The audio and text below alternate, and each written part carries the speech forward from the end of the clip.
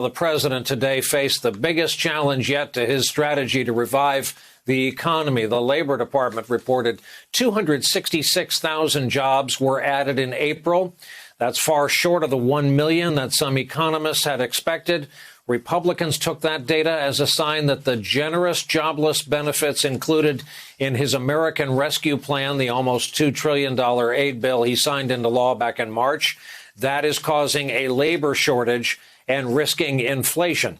At the White House, Biden not only defended his strategy, but made a new pitch for his plan to spend another $4 trillion on infrastructure, job creation, and other measures. We never thought that after the first 50 or 60 days, everything would be fine. Today, there's more evidence that our economy is moving in the right direction. But it's clear we have a long way to go. Some critics said that we didn't need the American Rescue Plan, that this economy would just heal itself. Today's report just underscores, in my view, how vital the actions we're taking are. But that's not nearly enough. We have to build back better. That's why we need the American Jobs Plan.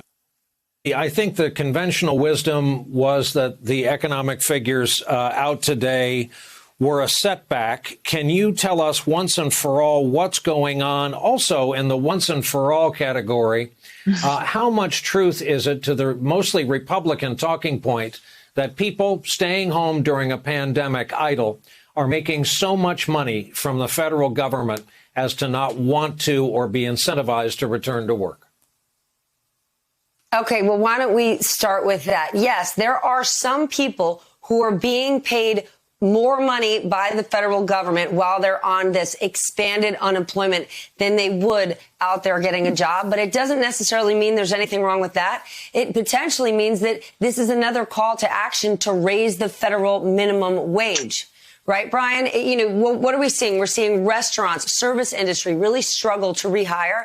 Well, they've lost employees because during the pandemic, a lot of those employees went to go work warehouse jobs that do offer health care, that do pay $15, $16 an hour, a regular schedule. When you go back to where we are, those service jobs and restaurants don't. This could actually be the final push we get to increase wages. We're actually seeing that happen. So yes, on its level, you can point to the Democrats and say, look, people are choosing to stay home. Even if they are, it's only for a few more months. And don't forget, the American Rescue Plan was just 1 month ago.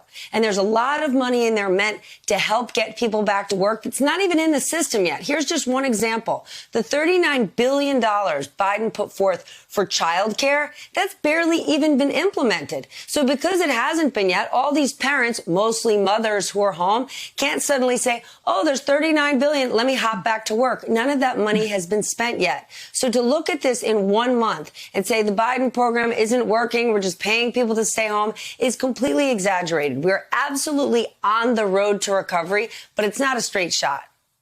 Stephanie Ruhle, let's bump the conversation up to a 102 level econ course. Of course, I can say that having taken none of them. And here's the question.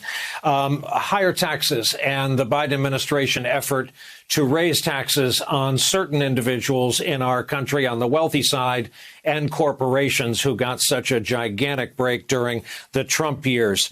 Will anything about that further negatively affect numbers like the kind that came out today, and talk about the risk and worries that we're starting to pick up, you mentioned, on inflation? Listen, inflation is a real worry. We've got shortages across this country, from chicken to lumber to furniture, and we are seeing things push forward, and things are starting to cost a whole lot more. These concerns are real. Another concern is, yes, the Republicans may have this infighting. They may be causing nonsense culture wars. But at the end of the day, in 2022, millions of people vote based on what affects them, not offends them. And they are going to vote. They're going to say, Joe Biden just spent X trillions of dollars. Is my life better or is my life worse? And a lot of that rides on the amount of money he's spending right now, and is it going to work? So he's in a little bit of a tricky situation here. He has a very ambitious plan. And yeah, at a top level, a headline level, we're going to make things better. We're going to help the American people, and we're going to tax the rich. We're going to tax corporations. That sounds great. But like anything, the devil is in the details. Right now, you've got all sorts of high tax blue-ish states like New York, New Jersey, California, where Joe Biden needs those people in every possible election. And if they get taxed too much, they may say, this plan doesn't work for me. Hey, thanks for watching our YouTube channel. You should know that you can follow today's top stories and breaking news and catch up on your favorite MSNBC shows all in one place. Download the NBC News app today.